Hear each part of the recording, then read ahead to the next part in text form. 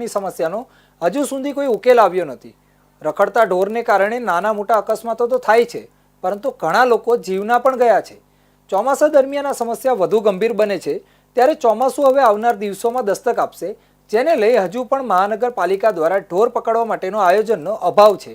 ભાવનગર શહેરમાં કુલ 2150 ઢોરને અલગ અલગ વિસ્તારમાં ઢોર રાખવાના 4 ડબ્બાઓમાં હાલમાં રાખવામાં આવ્યા છે, જેમાં શહેરમાં સુભાષનગર વિસ્તારમાં આવેલા Bala Hanuman Akhilesh circle, Chitra marketing yard સામે અને કુંભારવાળા ઢોર રાખવાના ડબ્બાઓમાં હાલમાં રાખવામાં આવ્યા છે।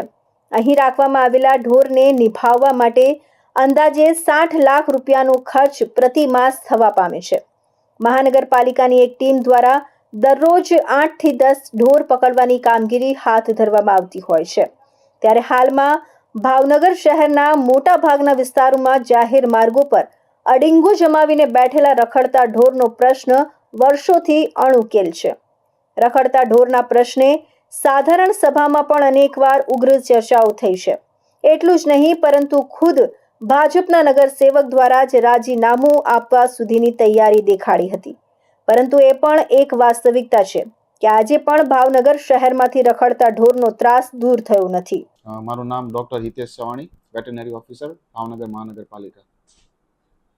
ભાવનગર મહાનગરપાલિકા દ્વારા રખડતા ઢોર પકડવાની કામગીરી કરવામાં આવે છે, સાથે સાથે એમને નિભાવવાની પણ કામગીરી કરવામાં આવે છે।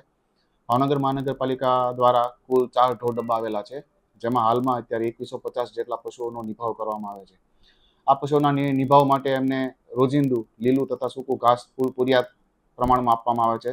સાથે સાથે 24 કલાક પીવાના પાણીની સગવડતા છે। સાથે સાથે 24 કલાક વેટરનરી સર્વિસ, પશુઓ બીમાર હોય તો એમની સારવાર પણ કરવામાં આવે છે। તેમનું ડિવોર્મિંગ એ પણ બી સાથે સાથે કરવામાં આવે છે। ઢોર ડબ્બાની સાફ સફાઈ પણ રોજિંદા લેવલે કરવામાં આવી રહી છે। ભાવનગર મહાનગરપાલિકા દ્વારા અત્યારે પશુ પકડવાની એક ટીમ છે, જે ભાવનગર મહાનગરપાલિકાના જ માણસો દ્વારા એ કામગીરી કરવામાં આવે છે। રોજિંદા અંદાજે 8 થી 10 જેટલા પશુઓ પકડવામાં આવે છે અને એમને ઢોર ડબ્બા ખાતે પૂરવામાં આવે છે।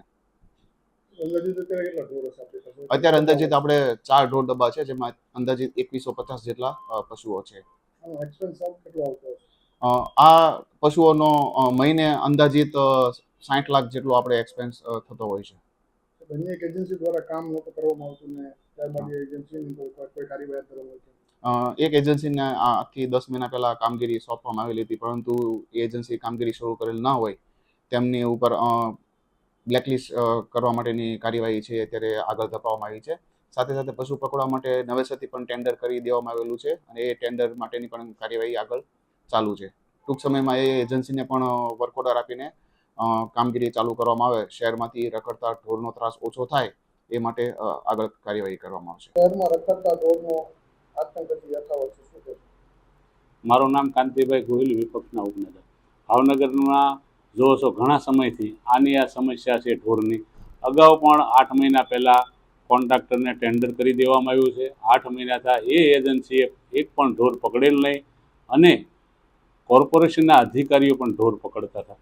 જો આવી એજન્સી હોય 8 મહિના સુધી જો એ એજન્સી ટેન્ડર ભર્યા પછી કામ ન કરતી હોય તો એવી એજન્સીને બ્લેકલિસ્ટ કરવી જોઈએ। એવી એજન્સીને ક્યારેય પણ કામ દેવું ન જોઈએ, પણ એમના કોઈના લાગતા ઓળખતા હોય એટલે 8 મહિના સુધી વાટ જોઈ, પણ ખરેખર આવી એજન્સીને બ્લેકલિસ્ટ કરવી જોઈએ। લોકો ઢોરના ત્રાસ, રોડના ત્રાસ, એટલા બધા જનતા ત્રાહીમાં પોકારી ગઈ છે, તો વહેલી તકે કોઈ પણ એજન્સીને કામ આપી અને વહેલી તકે ઢોર પકડવા જોઈએ। કારણ કે ચોમાસું આવ્યું, હવે ચોમાસાને 15-20 દિવસની વાર છે। ટૂંક સમયની માલિપા એજન્સીને આપી અને કામ તાત્કાલિક ધોરણે પૂરું કરવું જોઈએ, નકર ભાવનગરના લોકો હેરાન પરેશાન થઈ રહ્યા છે।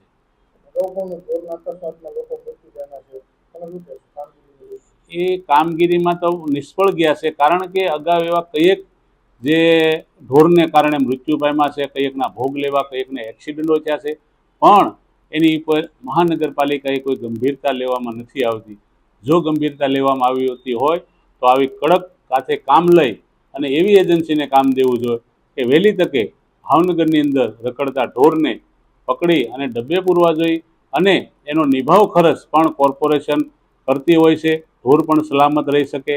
કારણ કે રખડતા ઢોર લોકોના ભોગ લેતા હોય છે, લોકો અવારનવાર આવા કિસ્સા બનતા હોય છે. તો વહેલી તકે કોઈ પણ સારી એજન્સીને કામ આપી અને ભાવનગરના લોકોને શાંતિ થાય એવું પણ કામ કરવું જોઈએ મહાનગરપાલિકાએ. શહેરમાં રખડતા ઢોર પકડવા માટે કોન્ટ્રાક્ટ આપવામાં આવ્યો હતો, પરંતુ 1 વર્ષ થયું છતાં એક ઢોર પણ એજન્સી દ્વારા પકડવામાં આવ્યું નથી.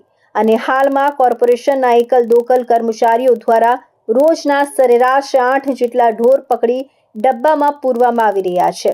રખડતા ઢોર પકડવામાં તો આવે છે અને ભવિષ્યમાં વધુ ઢોર પકડવામાં આવશે, પરંતુ તે ઢોરને પકડી કોર્પોરેશનના 4 ઢોર ડબ્બામાં પૂરવામાં આવે છે. હાલમાં 2150 ઢોરને ડબ્બામાં નિભાવવામાં આવે છે. તે ડબ્બાની કેપેસિટી પણ ક્ષમતા પણ અંદાજે 3 થી 3.5 ઢોર પૂરી નિભાવી શકાય તેટલી જ છે. એટલે કે માત્ર ઢોર પકડવા ઉકેલ નથી, પરંતુ પકડાયેલા ઢોરને વધુને વધુ ગૌશાળાઓમાં મોકલવા પણ જરૂરી બન્યું છે.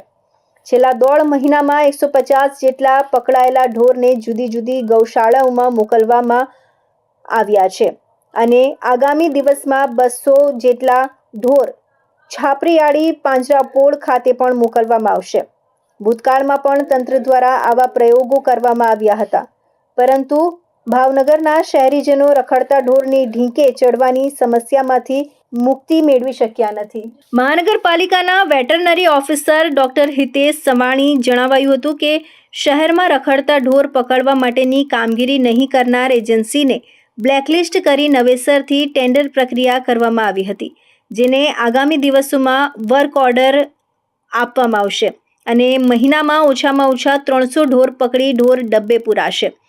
ભાવનગર મહાનગરપાલિકા હદ વિસ્તારમાંથી રખડતા ઢોર પકડવા માટે અમદાવાદની પરિષદ ખાદી ગ્રામ ઉદ્યોગ સંઘ એજન્સીને કોન્ટ્રાક્ટ આપવામાં આવ્યો હતો, પરંતુ કોર્પોરેશન દ્વારા વારંવાર નોટિસ થતાં એજન્સી દ્વારા એક પણ ઢોર નહીં પકડી